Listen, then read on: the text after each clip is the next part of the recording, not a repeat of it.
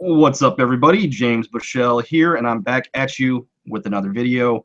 Of course, I'm starting to do my review live just because I don't really have the time to be editing a full review video. But that's cool because I get to be joined by a special guest. This week it is Moejii Osman. His channel will be it's actually in the link right now in the description. So go check him out. Give him a sub. He's got some good stuff, some good theories. So yeah, I'll let him introduce himself now. Go ahead, Moejii.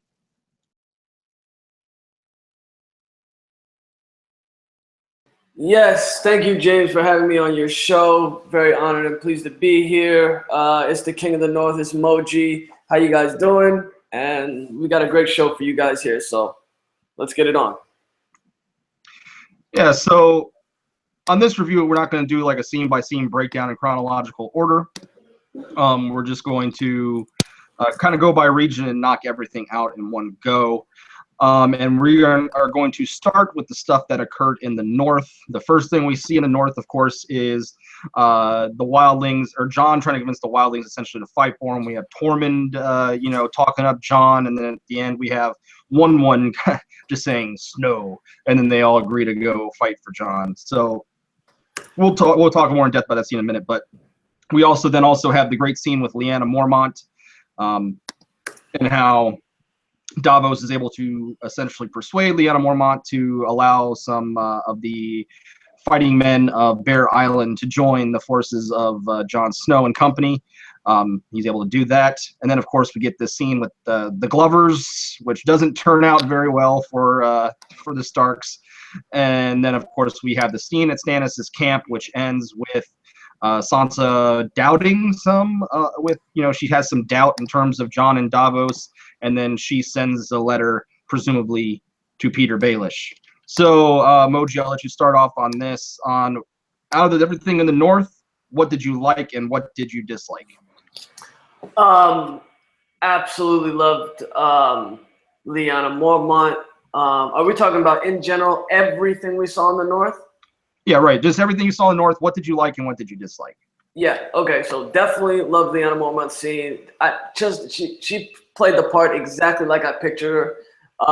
Her sassiness, everything. With the one-liner about House Mormont knows no king but the King of the North, whose name is Stark. I mean, she just killed that. And back when Stannis was at Castle Black, you could just see how seething mad he was when he got that reply from her. So love that part. I loved the Glovers. I loved when they went to House Glover, and he just broke it down to Sansa how Stark is dead now to him. So lots of great scenes with the houses. Love that.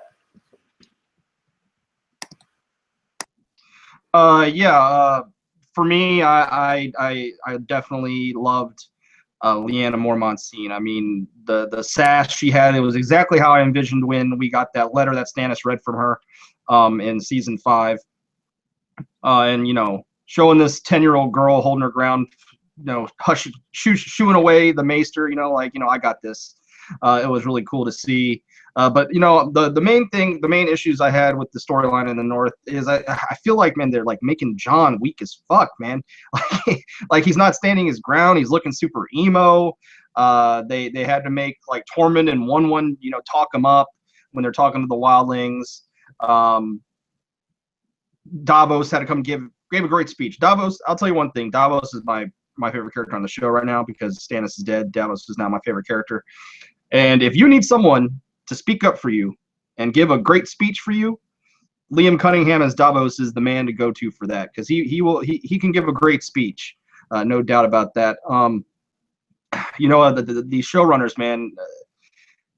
D&D really want to stick it to Stannis. I don't know if it's because Stephen Delane pissed him off when he was talking mad shit in the offseason, but every single episode, if you go back and you watch all the episodes, you can see that they have put in each episode a dig at Stannis about how he failed and how he died. Every single episode they want to do that. I don't really like that too much. And then another thing that I picked up on was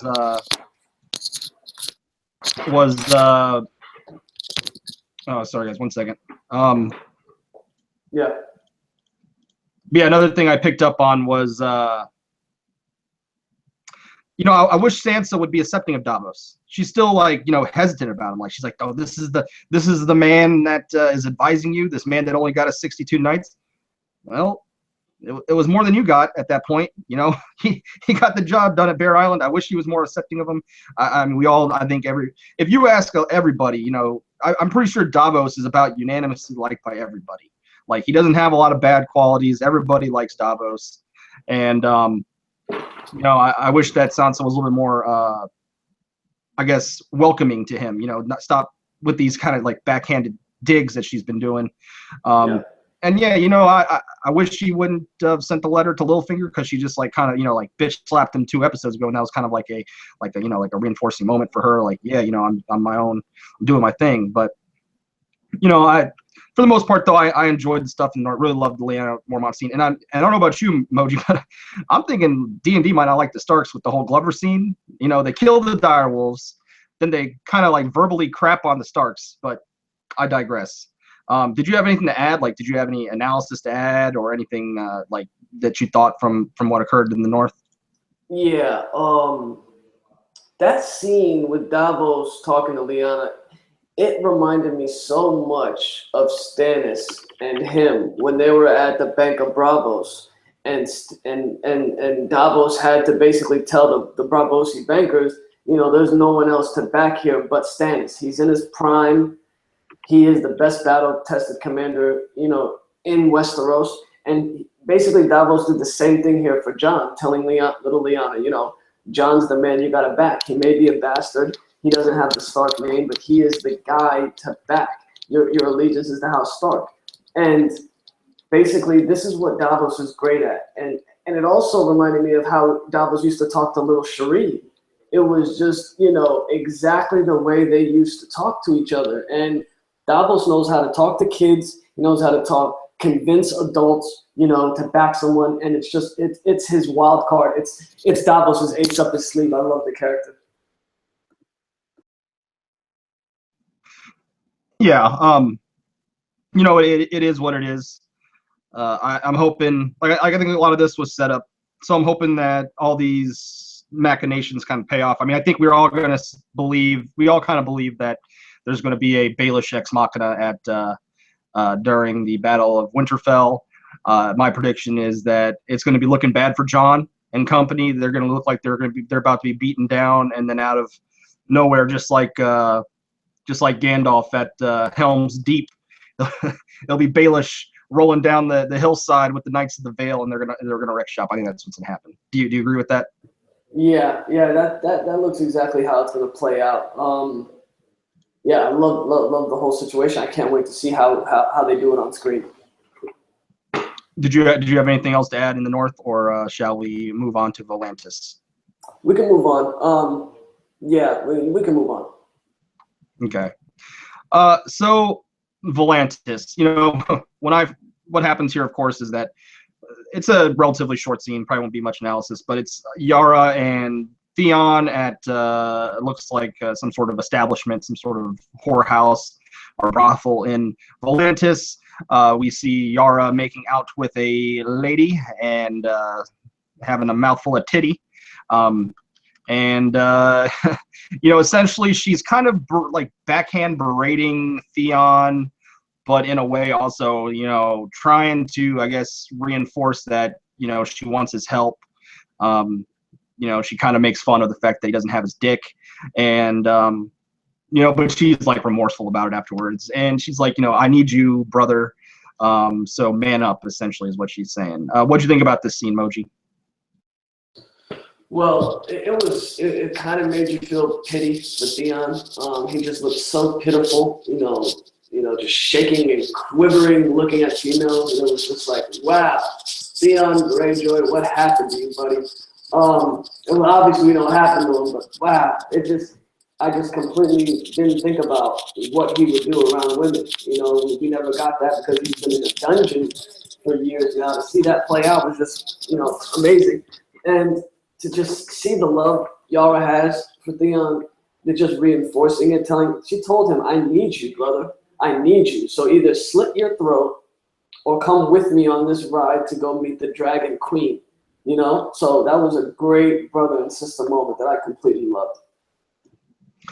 So now, one thing that was interesting to me during the episode that was pointed out to me by T-Baby, she said that Theon didn't actually answer her when she said, "Are you with me, brother?" He didn't give a verbal answer. He just kind of shaked his head. Do you think there's anything to that, or is it just kind of speculation? I mean, why wouldn't he be with her? You know, she told him, "You escaped. So either slit your throat, slit your wrists, and die somewhere, or come with me." And you know, he might have not gave her a response, but he definitely thought about it. You could see it in his eyes. He was thinking, "Do I want to die? Do I want to live the rest of my life, you know, thinking about this maiming that happened to me, or do I want to support my sister?" They already explained that Euron is chasing them. She told him, he asked her, what are we going to do? Is Euron going to come after us? And she said, yeah, he's going to try to kill us, and we got to escape, and we got to, you know, do our thing. There's a big wide world, and he's not going to find us. Yeah, you know, I'm kind of hoping here pretty soon. You know, I wonder if Theon will ever come out of his shell, or if he'll just be reified for the rest of his life. I'd like him to regain some of his previous bravado, his swagger, because as we remember, Theon before the whole incident, he was definitely, you know, cocky. He was cocksure of himself. He was not wavering, and you know, to a fault, because he was definitely overconfident in himself. So, you know, I'd like to see maybe some sort of arc here where because if he's mired in this reified state for the rest of the show or the rest of the series, it won't be interesting. So I'm hoping that he has some sort of comeback here. Do you agree with that? Yeah. Theon's arc has always looked like he was going to be at the top of the mountain, you know, but then he betrayed the Starks, and then he got maimed by Ramsay, and he's just down here in the sewers. But the hero's tale, you know, I don't consider Theon a hero in this story, but I definitely think he's an important character. I hope they use book storylines with him. Possibly, you know, Stannis' role in the books is going to be taken over by Jon. So I hope at some point Theon possibly comes back to Westeros and they sprinkle a little bit of the stuff that he's doing in the books. But if they completely go away from that path, then I'd like to see him, you know, getting some respect, at least from Dany. It would be dope as hell if they go and see Dany and, you know, Tyrion's going to recognize him, and Varys is already going to know everything about him. So, you know, why not? You know, his arc could, you know, expand more in Marine. Yeah, and, you know, KFC, Kyle's Fucking Chickens, in the comments said that he's going to do something epic and redeem himself. I sort of agree with that, especially with how much Theon talks about if justice is served, he will be dead. You know, he said in this scene that if you know, justice is served, he'd be burning and hanged at the gates of Winterfell. So I'm thinking he's going to do something to, you know, justice will be served for him, but in the same time, he will, you know, do something heroic possibly. But we'll see. I don't think he's going to survive the whole series. But in terms of the scene, look, it's like one of those scenes where I don't think you'll remember it for, you know, very long. I think it was just put in there because, you know, they just want to remind the audience that Yara and Theon are still out there and they're heading towards the Dragon Queen. Interesting enough, when I first saw the ships, when they're panning across, and I was like, damn, Euron got that fleet built quick as shit, like in 2 episodes. But that wasn't the case. So yeah, the scene as a whole, it was okay. I just don't think it's very memorable. And you know, I'm sure you agree with that sentiment. Yep. I would have been mad as hell if they peered over to Pike and showed that Euron Greyjoy had already built those ships. I just don't think they can even go to them this season, you know, or it'll just look ridiculous. You know, maybe at the Battle of the Bastards they can be like, yeah, we have conflicting reports that Euron Greyjoy has just wiped out every tree in Pike, but you know. That'd be good, but that's going to take some time to build those ships. So I'm really interested now to see what the Ironborn do, and especially Theon. I've always liked Theon's character, so I can't wait to see how it happens. Now, an interesting thought would be, you know, I believe that Yara and Theon will make it to, Marine before Euron does, right when like Dany's getting back. and they'll plead their case. They'll say Euron is crazy as shit. He's coming for you. We'll bend the knee to you. Just help us take him out. The Iron Islands will be faithful to Daenerys Targaryen. And I wonder if there'd be some sort of friendship stricken up between Theon and Grey Worm. They can relate, we can say, to a certain situation. Yeah, you have anything else to add in with the scene, or that's brilliant. If they start writing in, Theon and Grey Worm, buddy comedy, some Adam Sandler, Chris Farley type things for the both of them. They got a lot they can relate with. Yeah. All right, so we will move on from Volantis, and we are going to talk about Braavos.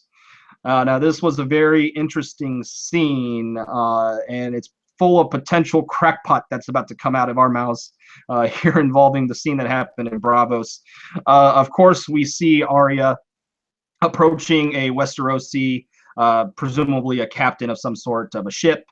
Essentially, Arya is, negotiating with him for passage to Westeros. She gives him a bag of coins. She's like, okay, you can stay in the, underneath the, the undercarriage of the ship, the bowels of the ship. And then she throws him another big bag of coins and says, no, I'm getting a cabin and we're leaving the night. So that was pretty cool. And then she rolls off, and yeah, she's standing there on a bridge, and she see this woman rolling up on her, and she doesn't do anything about it. She just let her roll up on her and get stabbed up in the stomach, and then she jumps off the bridge into the water, and then we see her kind of walking, panically walking through the streets of Braavos. So this is a very interesting topic. I've seen some interesting theories online. When I first watched this scene, I thought something was fishy right off the bat, because one, I was like, I know Arya implied that she stole this silver, but that's a pretty big implication. It's a lot of silver. Who just had this out of nowhere? She's wearing a brand new doublet. She's not wearing the same clothes that she had when she blew out the candle in the previous episode. And then we also see her walking with her hands behind their back when she never does that before. Here, 1 second, let me shut my dog up. Sorry about that, people. Sometimes you got to yell at your dogs to get them to shut up because they be acting the fool. But yeah, we see Arya walking with her hands behind her back when she never does that before. So, and I feel like Arya would be smart enough not to just be standing out in the middle of nowhere when she knows the faceless men are after her. People are speculating that she could be Jaqen here, testing the waif, because in their previous scene together with Jaqen and the waif was a hypocrite in that scene. She said that she wanted to kill Arya when, as a faceless man, you shouldn't be wanting to do that. And Jaqen said, give her a merciful death. Well, I don't think stabbing someone in the stomach is very merciful. So yeah, I don't know if this was a test for the waif. I don't know if that's the case. There's other theories out there, and I will let Moejii speak on what he thinks about this whole situation. Yeah, I'm really glad that this is a theory now, because Arya's scene just looked off. I can talk about the scene, right? Yeah, and no, you can talk about whatever you want in this scene. I do got to give, because I thought someone was off, but I do got to give props to T-Baby, because she brought up some really good points, and hiking through with Steffi in last night's chat. They both brought up a lot of good points about why this is not Arya. So go ahead, Mo. Yeah, this scene was just looked off. Some people are saying they thought it was a dream sequence, that it might be some sort of dream Arya was having, because the last time we saw her, she was in the dark, and it looked like she was going to bed when she turned the lights off. So everybody's expecting her to wake up, but then it didn't happen that way. And Arya is smart. She knows the waif is after her. If you just forget about the coin, the new hairstyle, the doublet, and you just think about cautiousness, her knowing that she's being hunted right now, she would not be looking out on the Titan of Braavos in some canal in public like this, So it was very, very weird. But I'm glad to see where this ends up. Do you want to expound upon the Fight Club theory? Well, you go ahead first, and I'll piggyback on it. Yeah, there's essentially, I mean, it was someone, I wish I could give credit right now, but it was someone on Reddit that came up with this theory that Arya and the Waif are the same person. Because people weren't, when people saw Arya and Waif fighting in the streets, and like the Waif kind of disappeared out of nowhere, like it looked like Arya was fighting with herself, very much like the scene from Fight Club when Edward Norton's punching himself in the face. Now I don't know. I think it would be very cool if this was true. I think it'd be cool. I just don't know if D&D, are going that route. And essentially that, like, the scene last night was like Arya trying to kill off her Stark, her Stark self and be the Waif. But I don't know. I don't know if I buy into that. Oh, we lost Mo. Hopefully he comes back in. So yeah, let us know. If you guys okay, there, Mo came back. So yeah, you guys in the comments, yeah, check. You can just Google it. Google Arya Fight Club. That's what I did, and it was like the first thing that came up. So Mo, you want to go ahead and piggyback off that? Exactly. Yeah, man. This theory is brilliant. I was just reading it, before we started the show. If it is Arya, it's a split personality, and she's almost trying. When she's stabbing herself, it's basically her trying to kill her, like her starkness away, or whatever she learned from the Faceless Men. It's her trying to get away from herself. If her and the Waif are the same, so it's crazy. If Arya does survive, it's basically Arya trying to kill herself and her split personality, just like in Fight Club. So I cannot wait to see the way this plays out. So now my question for that theory, because I'm actually more believed in the theory that was Jaqen. Because one, I think that he's testing the Waif, and two, like the whole coin thing. I don't know where Arya came up with the coin. We know that the Faceless Men have a lot of coin from people, buying deaths. So I could see that Arya would have the coin, and he was just standing out in the middle of nowhere, wanting to get stabbed up. I mean, I could tell from the second I saw that old lady that was the Waif. I'm still on Jaqen as the Waif. But this theory was definitely interesting. My question for that theory is, okay, so we saw the scene where Jaqen was talking to the Waif, where the Waif is saying the Waif is saying that she wants to kill Arya. So does this mean that, I guess, for this to be true, Jaqen would have to be aware of like what's going on in that whole situation? Yeah, I totally believe that Jaqen could be Arya, and I want all you guys to pay attention here. Remember last season when Arya used the face from the wall to go kill Mary Trant? When she came back to the House of Black and White, Jaqen told her that when you are still someone, the faces are as good as poison. He then proceeded to tell her that her eyesight was going to be lost. She fell to the ground, lost her eyes, but before she lost her eyesight, whoever Jaqen was at the time, whether it was the kindly man or whoever, the guy in the robe, the Faceless Man in the robe, took the poison, killed himself. Arya thought she was going to get poisoned, but he killed himself, and she then started crying and started taking his faces off. And one of the faces was Arya. Do you remember that? So they have the magic to use a face of a person that's still alive. I do remember that. Which is interesting because I know someone brought up, but how would they have Arya's face when she's still alive? I do remember that scene from the House of Black and White. But that being said, I just don't know, because I feel like, I don't know. I'm taking a wait and see approach. I'm more on Jaqen as the Waif. Even though we still haven't got confirmation that a person can shapeshift their, we know that they can take other faces, but we don't know if they can change their body sizes and types. We don't know that yet. That was a theory I had earlier in the season, but that kind of got nixed because I thought Jaqen and the Waif were the same person, but when they showed them at the same time after like episode 3, I kind of threw that away. But it'll be interesting to see how this all plays out. Do you have any last thought? yeah, you have any last thoughts on this scene?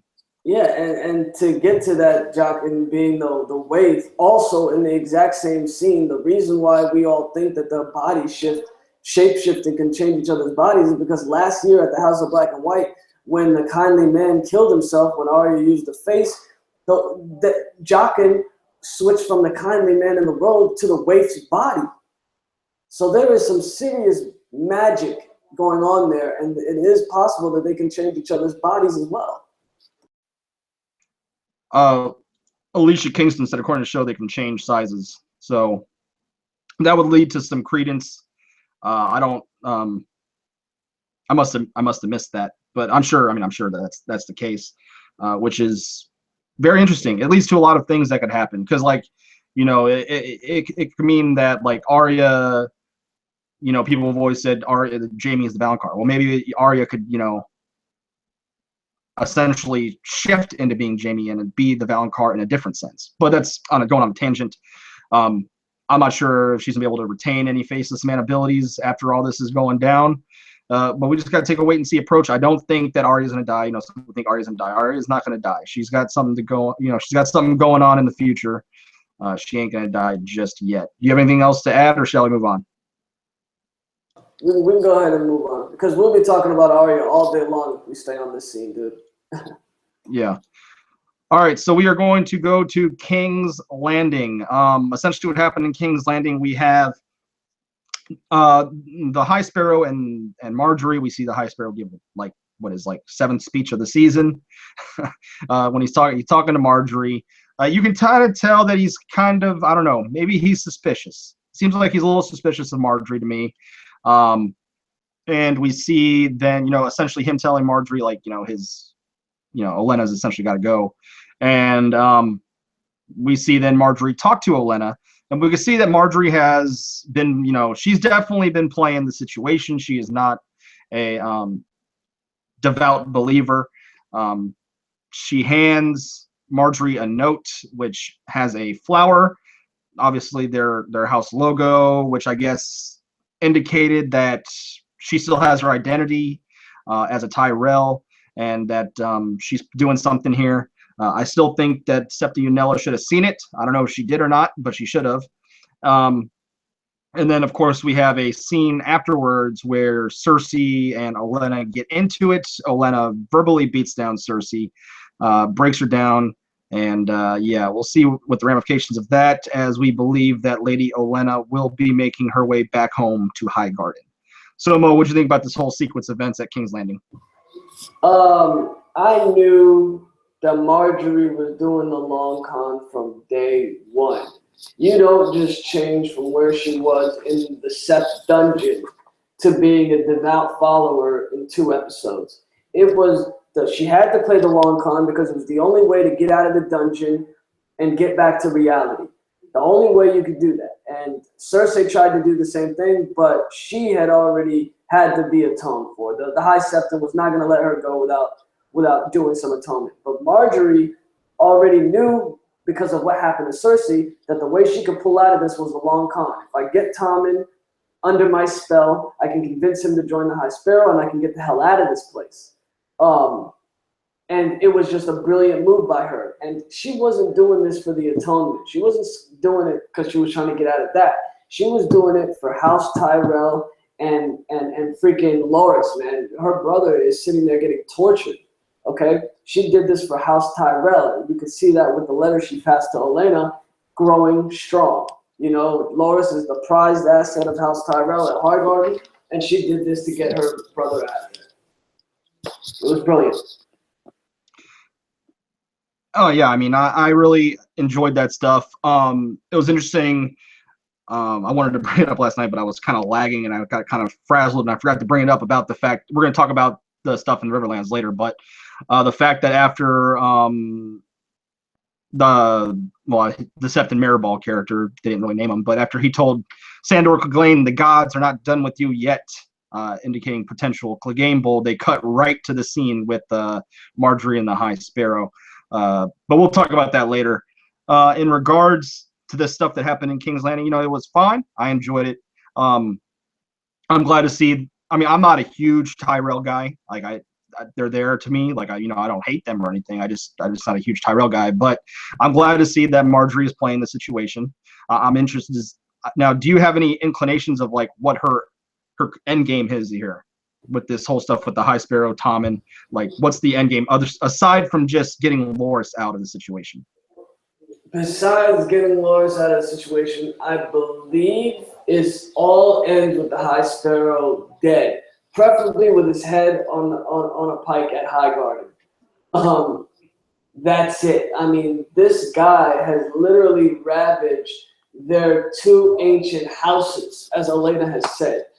And for a highborn lords and ladies to just get their pockets picked like this from a what they consider a common or a peasant is more than a slight. Okay, they're gonna kill this guy, and they're gonna do it as fast as possible. But see, I think he knows he's gonna die. I think he plans on it almost. Like, he plans on becoming a martyr, and inciting this revolution of the poor people. Because he said, earlier in the season to Jaime, he said, the poor as an individual can't do much, but as a collective, they can take down empires. So I don't know if he's planning on this or what, but I mean, obviously you don't want to plan on your death. I don't know, that might be a stretch, but I mean, it does seem like that he is going to be a martyr on the show. Well, we saw today that the poor can't do anything. If there is any proof of what the High Sparrow is saying is false, then last night's episode just proved that. Those hippies got slaughtered. They got slaughtered. Okay, Those people support the Seth, the faith. How are those guys going to beat a Tyrell army? Okay, can you name anything? They couldn't even beat some bandits in the woods. How are they going to beat the Tyrell army? And getting back to King's Landing, Lady Olenna put Cersei in her place, dude. This episode, the theme was putting people in their place. Lady Lyanna Mormont put Jon and Sansa in their place. Lady Olenna put Cersei in her place. And I know there's one more thing where somebody got put in their place. The Glovers put Sansa and Jon in their place again. This whole theme of this episode was putting people in their place. Olenna straight up told her, you might be the worst person I've ever met. I will never forget the smirk you had on your face when Marjorie and Loras were getting arrested. You're the reason our 2 ancient houses are suffering right now because of this peasant comment. It was just a great scene to see Olenna put Cersei in a place like that. Did you watch the previews for next episode? Yes, I did. So obviously we know something's going to come to a head, because we see, Lancel. We see the Jaime or Cersei doing her "I choose violence" scene when talking to Lancel, and then the very last scene or the last cut of that trailer, it's like 1 second long, but we can see Robert Strong grabbing a sparrow on the ground by like his mouth, and looks like he's gonna like tear his head off. So we know something is coming to a head next episode. I'm interested to see how that's all gonna play out. Like I said, I don't really. Yeah, the Walk of Shame was not cool. I'll admit that it wasn't cool. But I do believe, Cersei made, she essentially dug her own, not dug her own. She brought it upon herself. You don't arm the faith. Like, that's the biggest mistake that Cersei ever made on the show. She armed the faith, and she, she's gonna have to reap the consequences when it comes to that. And I think it's going to happen this season. Some shit's going to go down. I'm interested to see how King's Landing is going to play out from here on out. And I don't know if it's going to end in Cersei's death or if she's going to end up back in Casterly Rock. But something's going to happen to her. I don't know if she's going to die this season or next. But I mean, I feel like, I don't know if you feel the same way, but I feel like the end of Cersei Lannister is coming probably within the next 10 episodes. Yeah, you could just see in her eyes when Lady Olenna was undressing her and basically crapped all over her that Cersei is about to lose her mind. She has no cards left to play. Lady Olenna told her, "You're surrounded by enemies. What will you do?" You lost, Cersei. She straight up told her, "You lost, Cersei. Every plan that Cersei had has crumbled in her face, and now look at her." So she's going to play the last card that she has, which is Wildfire, and she's going to burn everything down. It's so obvious. You can see it coming a mile away. Yeah.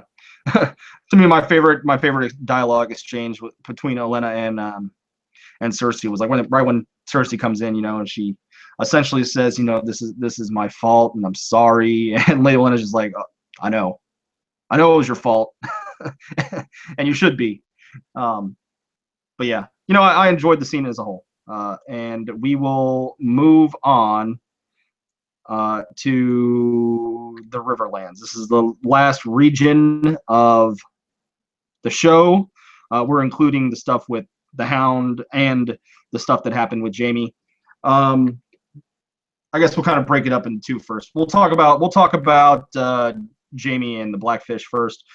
We see the Lannister army approach the perimeter set around Riverrun, which was a poor perimeter that Jaime points out that an army of like 10,000 men was able to roll up on him with no troubles.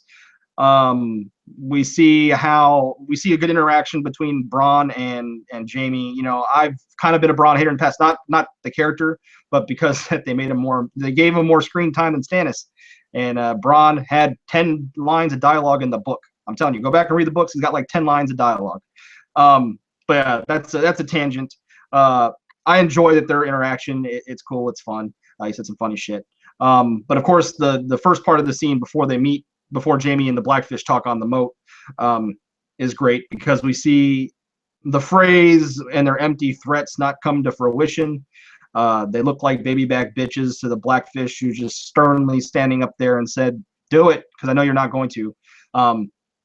And that was cool as shit. And then we see Jaime backslap the shit out of Blackwater Rivers, essentially saying GTFO. That's essentially what he was saying. Get GTFO, and I think they're going to. I think that both of them are going to leave Riverrun here before the siege is over, and I think they're going to get hung. I think that's what's going to happen with those two characters. But yeah, and then the scene with Blackfish. Just quickly, I mean, there wasn't much to analyze there. It was almost directly from the book. It was great. My favorite line from that whole situation, of course, was, we'll let you leave. I'm a man of, on my honor. And then the Blackfish says, the honor of an oathbreaker don't mean shit, essentially is what he says. And I love that. So the Blackfish essentially tells Jaime, hey, we got 2 years of provisions. Do you? And then goes back into the castle like a G. And yeah, that's how it ended. So Mo, what'd you think about this whole situation at Riverrun? Loved it. Loved the banter at first with Bronn and Jaime. A Lannister always pays his, oh, don't you fucking say it. Loved how Bronn just, he's been hearing that forever from Tyrion, and now he's got to hear it from Jaime, which is an amazing thing, amazing dynamic. And we all know why the phrase aren't military men. They are called the late phrase, from the late Walder fight. They always show up to a battle when the war is already won. Okay, they don't know how to do a siege. Bronn is a sellsword, and he's the one who had to take command and tell them, hey, dig the trenches here, 300 yards apart, get the siege towers going. They don't even know what to do. And on top of that, to sit there and threaten to kill Edmure when they knew they weren't going to go through with it is just foolish tactical stuff. So that really shows you how dumb the Freys are, and they're nothing but idiots. And, the Blackfish is a legend. I loved how Jaime said, I will let you live. I will let all your men live out of here on my oath. Which then Blackfish replies, bargaining with oath breakers is like walking on quicksand. That was just amazing. And then he ended it off with, after Jaime's threatening him, you're going to die, your men are going to die. Blackfish replies, hundreds of mine, thousands of yours will die. This is my home. I was born in this castle. We have enough provisions for 2 years. Do you have 2 years? Which was just great, the way he just, walked all over Jaime. I'm just going again with the theme of this episode. It was people, undressing others. Lady Olenna doing it to Cersei, Lyanna Mormont doing it to Jon and Sansa, the Glovers doing it to Jon and Sansa, and then Jaime doing it to the Freys, and then Blackfish doing it to Jaime. So I love the theme of the episode. I do got to point out something that Helen May said in the comments, and I agree with you that they definitely didn't do a good job. Well, I mean, they didn't have to because we don't get inner dialogue or anything. But in the books, there's a lot more adulation that Jaime has of the Blackfish that he brings up. He admires the Blackfish as a hero, as a great soldier. And they didn't really convey that in the show. And I think it adds a little bit more of a sting to Jaime in the books because a man that he has so much adulation and respect for essentially dresses him down and, says he doesn't give a shit about Jaime Lannister. So I do agree that, the show could have had something in there like that because it does, it's more of a sting when someone you admire. It's like, it's kind of like you have this idea of how like a celebrity is or something. Like you idolize a celebrity and then you meet him and he's like a straight up douche to you. Like it's more of a sting if someone just that you don't know is a douche to you, as well. But yeah. The thing about the show is we don't really get the inner monologues that we do in the books. In the books, Jaime, was very just, talking to himself about how disappointed he was on the Blackfish's reaction to him because the Blackfish is a fucking legend, Yeah, and I mean, I love the Blackfish. She's a great character. I like guys that are kind of, I'm a Stannis fan, so this shouldn't surprise you. I like guys that are kind of curmudgeonly, but command respect. And are they're hard. I like hard like guys that won't back down. You know what I'm saying? Like they don't give a shit. They'll say their mind. That's what I like. That's why I like Stannis. I like the Blackfish. I just like characters like that. Yep, exactly. I agree with you 100%.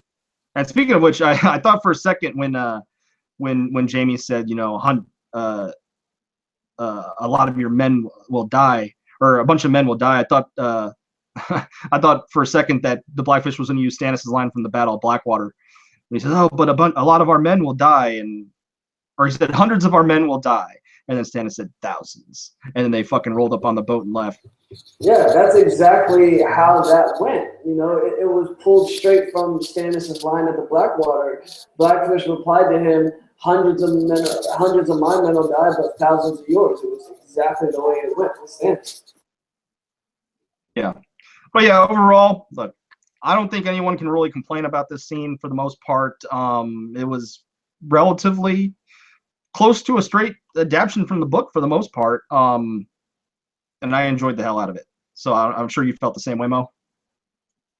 Absolutely. When you get two powerhouse knights having a scene together, especially the actors that portray them, Nikolai, and I forgot the guy that plays the Blackfish, but it's like Clive Walker. Clive something, right? Yeah, something like that. Yeah, I just love his presence. And when you get knights in Westeros confronting each other, it's always a great thing. I mean, the most recent one I can remember is Brienne and Hound. And even though Brienne, the criminal, shout out Jerry Steamboat, isn't a knight, it was the same presence when they both, interacted. So I love when they do that. And I love the Blackfish's armor. Just love it, man. Yeah, so yeah, Riverland, or that particular scene was the highlight of the episode. We are going to move on to the beginning and the end of the episode. The prologue started with Sandor Clegane chopping wood. And we all knew, I mean, for the most part, like the book readers knew that we were definitely going to get Sandor based off of the title of the episode. But I thought maybe they'd reveal it at the end, but they went straight for it. They went into it. Now, my question is, for show watcher only people, how much of a shock was this? Because there was really no buildup whatsoever that Sandor Clegane was coming back into the show. Obviously, the book readers knew that he was coming back into the show. But show watchers had no clue that Sandor Clegane was still alive. They've never dropped any hints or nothing that he was still alive. So I wonder how much of a shock it was to show watcher people. But yeah, to me, the biggest thing I took away from the first scene with Septon Maribald and Sandor Clegane was the line, "The gods are not done with you yet, Sandor Clegane." And to me, that was indication that D&D are going to give into fan service and do Clegane Bowl. I don't think it's going to be the case in the books, but I think we're going to get Clegane Bowl in the show. It does seem like this Sandor at the moment isn't really completely like, all about the peaceful ways like he is in the books more so. But yeah, and then there's the second scene. There's a second scene where essentially it's Westeros AA meeting when they're talking about all the bad shit they've done in the past. And we have this group of bandits, group of outlaws roll up. Of course, we end up assuming it's the Brotherhood Without Banners.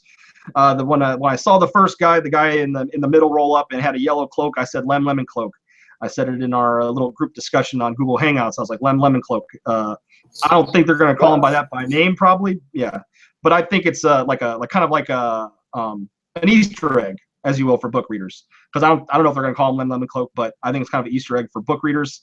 And I knew it was going to be associated with the Brotherhood Without Banners when they're playing the theme song Warrior of Light, which is my ringtone. It's my favorite song from the show, which I know, of course, was Stannis' theme, but now they're using it for everything involved with R'hllor.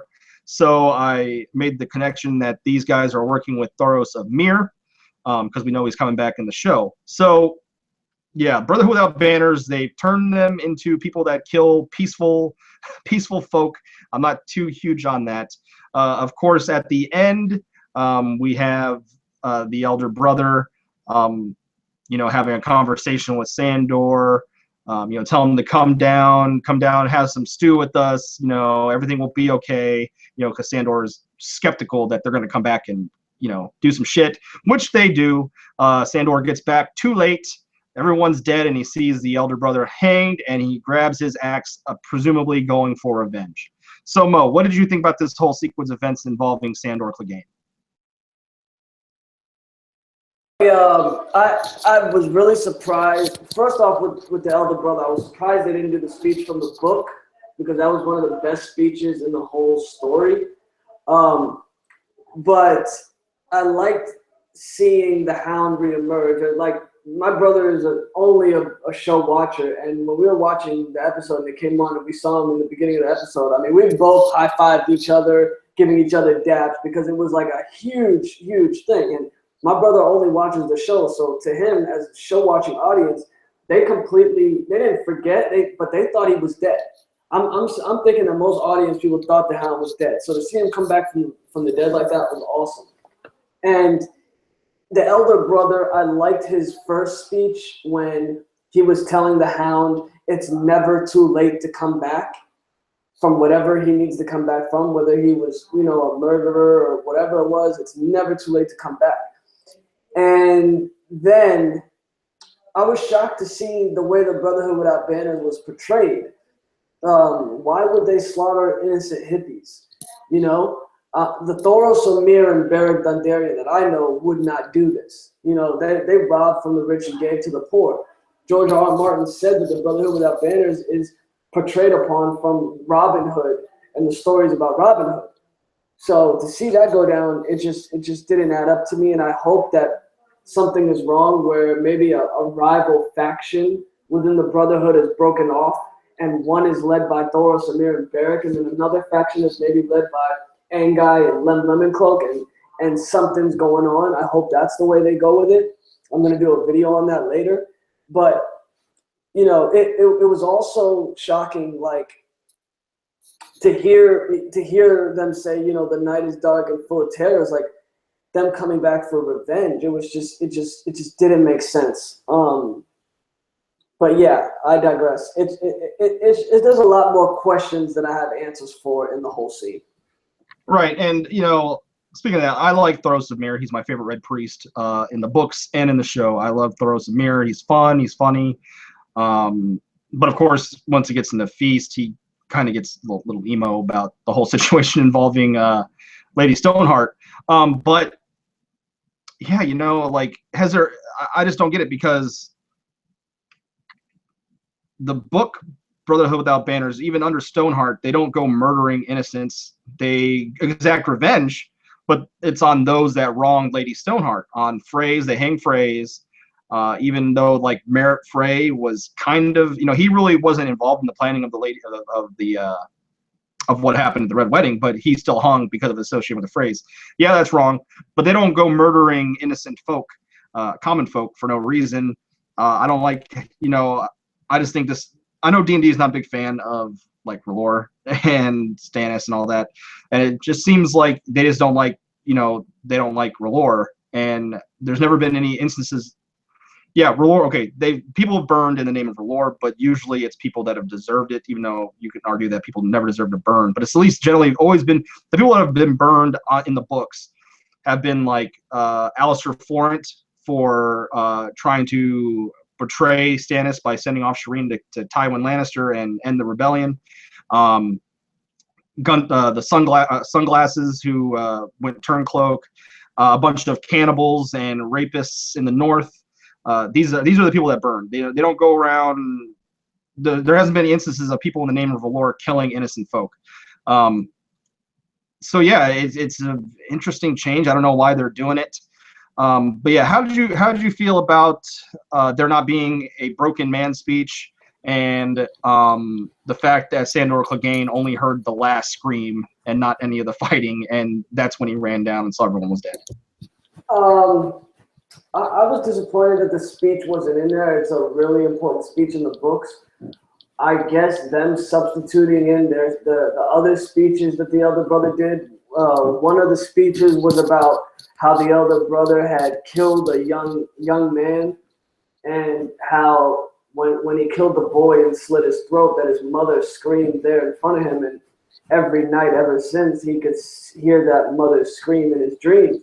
So that was what convinced him to stop killing and becoming a warrior, and decided to join the faith of the Seven.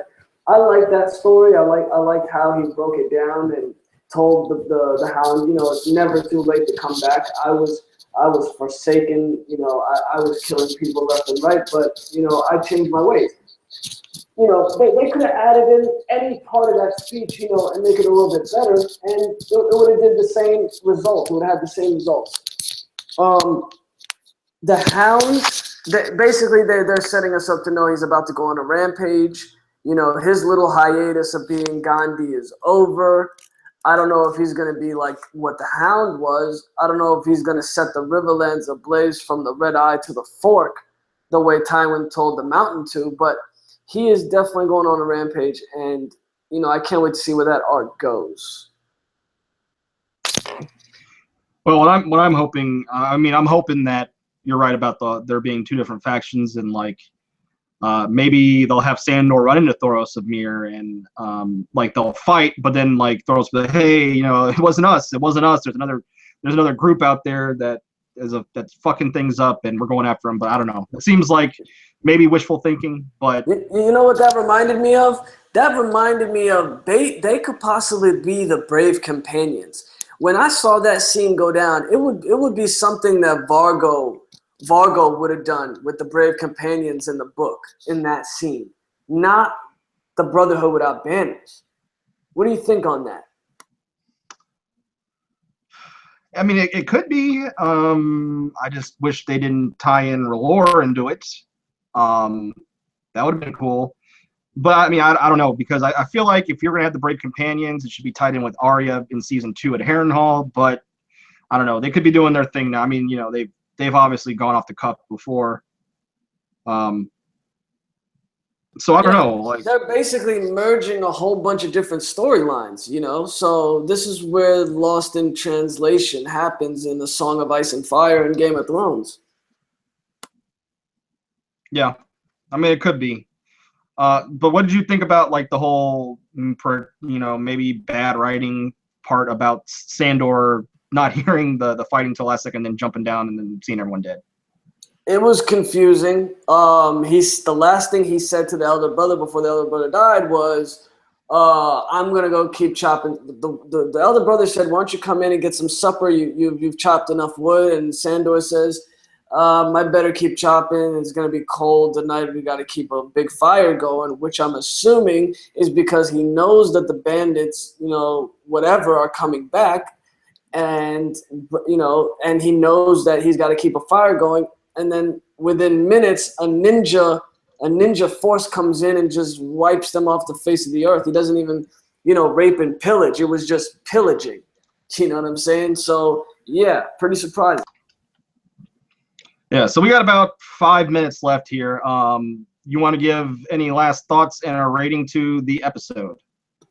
Yeah, I'm going to give this episode, and many people agree with me, a 6.5. And a lot of that has to do with the North scenes and the Blackfish dialogue.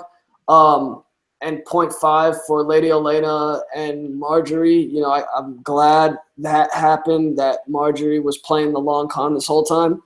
So, the majority of the deducted points on this episode is because of no payoff and the very, very harsh ending, how the episode ended. Mm-hmm. So that's majority of where the deducted points come from. Right. Like we were kind of having an argument about this last night in the reaction video. I'm not a book purist by any means. Not a book purist. To me, what I want is just something good. If it moves me, it doesn't have a broken man speech, but it moves me. Like Hold the Door moved me. Hold the Door didn't happen in the books yet, but you know what? That was like, to me, one of my favorite scenes that ever occurred on the show. It doesn't necessarily need to be direct adaptation from the books for me. But what I want is to be emotionally moved, something emotionally resonant, and just something good. And I felt like there was great stuff in this episode, but some things fell a little flat for me. Particularly I felt like it kind of ended incomplete. I wanted a little bit more. But yeah, the Lyanna Mormont scene, the Blackfish scene. That stuff was all great. I love what happened at Riverrun. I'm down with that on board. That pushes it up a little bit, and then it goes down a little bit due to like the Yara scene was whatever. The last scene, though I do love seeing Sandor back again. I mean, I am down with that for sure. I just felt like there was some kind of wasteless scenes in this that you could have used for something else. Especially, what I don't understand is D&D are so adamant about shortening the seasons. They want it to be more, they want to get it done quicker, but then they have these episodes where you could be advancing the plot, but you don't really. So I don't get that whole thing, but hey, it is what it is. I gave this the episode the same score as you did, Mo, a 6.5. It's still a 6.5 though. Like I don't think it's like a dog shit episode. A 6.5, for Game of Thrones is like a 10 for something on like A&E or something. So exactly. It's not by any means. It is not a dog shit, rating. It's just that we've come to expect so much. Especially, I believe that this is the best season of Thrones to date. I mean, they've just come up with punch after punch after punch every week for us, starting from the big reveal in episode 1 with Melisandre. So we're just really spoiled at this point. And a 6.5 on Thrones is like a 20 on any other television show. So, right. So Mo, do you have any last thoughts? If you don't, go ahead and do your sign off and tell the people where they can find you and what you do. I would just like to reiterate that the Arya Jaqen thing is very suspicious. I'm going to do a little bit more research on that and find out what it was, because that theory right there, her being Jaqen or vice versa, is really interesting. And then her getting stabbed up, I want to know where that goes. There's no hospital. I haven't seen any maesters in Braavos, so I really can't wait to find out how she gets stitched up. But yeah, for everybody that wants to find me, Moejii Osman on YouTube, the King of the North, come check me out. You can see my link, channel subscribe in the description. And I'm just glad to be here. Thanks a lot, James. Yeah, and Mo's his you can just click on the link. I put a link in the description. You can just click on it and sub to his channel. Check him out. Yeah, I do agree. The Arya stuff is very, very interesting. There's definitely something off with that stuff because it just doesn't add up for me. That Arya would be that dumb essentially. And where did she get all the shit? Where did she get the money? Where did she get the new clothes? There's something going on. So yeah, but like I said, the episode was still fine. It's not a direct adaptation, obviously, but hey, hopefully they step it up, and I think they will. I'm still on the Lady Stoneheart train. I'm still gonna roll with it. Hasn't been proven wrong yet, and Dario's still a harpy. So yeah, if you guys like how we do this, hit the like button, share it on social media, and subscribe. Thanks for everyone coming and watching in the chat, and everyone that will be watching this later. Until next time, adios.